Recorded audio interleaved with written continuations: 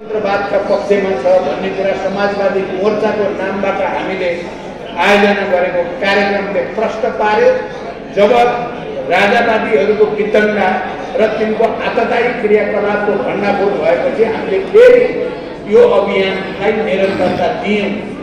अब हामीले राजावादीहरूका विरुद्ध गरेको, प्रतिगामीहरूका विरुद्ध गरेको प्रतिवाद सायद अहिलेको भ्रष्टाचारीहरूको सरकारलाई चाहिँ केही न केही राहत पुगेको जस्तो हामीले महसुस गर्यौँ। उनीहरूप्रति बढ्दै गरेको आक्रोशलाई हामीले प्रतिगामीहरूको, राजावादीहरूको निरङ्कुशतावादी हरकतको भण्डाफोड गरिदिँदा सरकारलाई केही न केही थोरै भए पनि राहत महसुस गर्यो।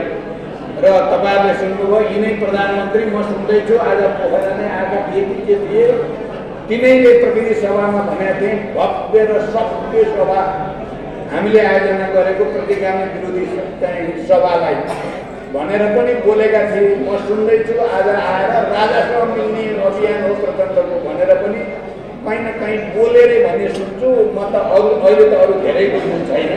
यदि त्यसै भनेको हो भने म प्रधानमन्त्रीजीलाई एकचोटि मेन्टल हस्पिटल गएर जचाउन सल्लाह दिन चाहन्छु। अब म यता अभियानको कुरा हो भने अभियानमा अभूतपूर्व जनसहभागिता उभार देखा परेको छ र यो अभियान माओवादी केन्द्रको मात्रै अभियान होइन।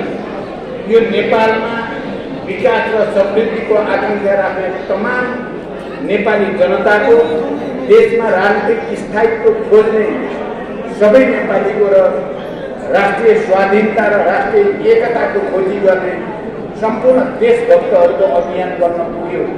हामीले झापाको कचन कबलबाट सुरु गरेको अभियान कास्कीसम्म आइपुग्दा, पोखरासम्म आइपुग्दा यो सबैको अभियान बन्न पुग्यो। माथि नेताहरूले जेसुकै भने पनि हामी स्थानीय तहमा, नेपाली कङ्ग्रेसका स्थानीय सरकार भएका ठाउँमा या एमालेकै सरकार भएका ठाउँमा पनि हाम्रो स्वागत गरियो, अभिनन्दन गरियो, अभियानको सफलताको शुभकामना भनियो।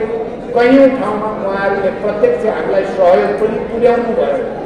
यसरी हेर्दा यो अभियान माओवादी केन्द्रको सामान्य राजनीतिक अभियान मात्रै नभएर एउटा राष्ट्रिय एकताको अभियान, एउटा देशको अहिले राजनीतिक अस्पष्टता, अराजकताको जो स्थिति छ त्यसको समाधानको अभियान, राष्ट्रिय एकतालाई सुदृढ गर्ने अभियान बन्न पुग्यो।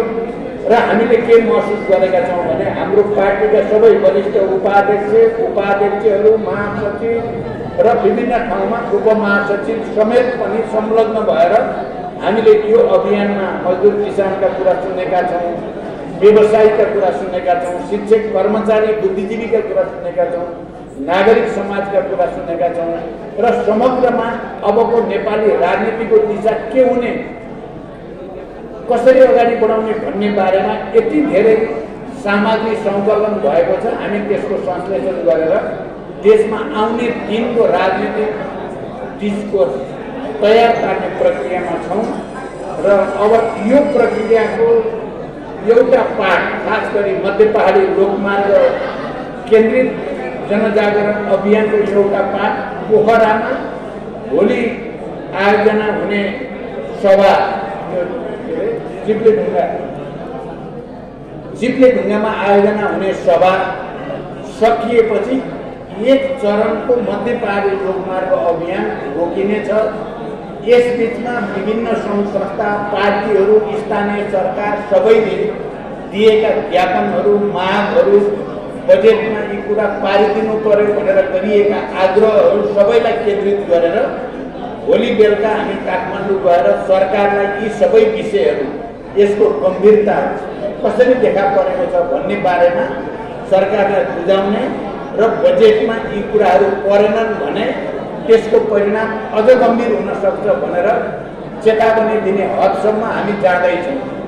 र भोलिको सभा तपाईँहरूलाई थाहा भइसकेकै होला। कति बजे भयो?